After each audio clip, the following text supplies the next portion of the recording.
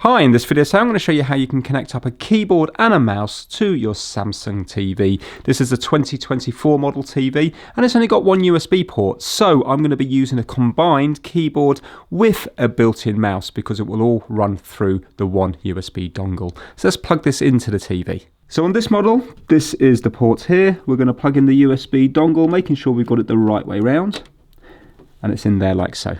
Now the main thing you're going to be using this for is browsing the internet, because it makes it easy to type in websites and fill in information when you're using the keyboard. But when you're on the actual TV, you can do various things as well. So for example, if you want to do volume, you can use your F key. So if I was to do F10, you can see the volume's going up. If I was to do F9, the volume's going down, and F8 will be mute. We can also do things like your channel list here with F7, and you can escape by going away from that.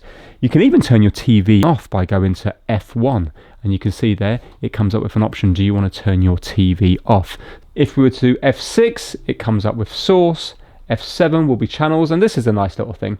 If we were to do right click, then it comes up with this little menu here, and it allows us to go home from here by then left clicking, so that's nice. Let me just show you the internet, because that's going to be the main thing you're going to be using this for, and it is so much quicker than using the remote control. So you can see how quick it is when I'm just moving around here. If I was to go to Google, then it allows you to type in things much quicker than if you were using your remote control.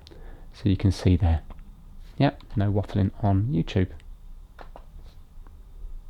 So that's it, just a very quick video showing you how you may get more use out of using the internet on your TV if you use a keyboard and mouse. Thanks for watching.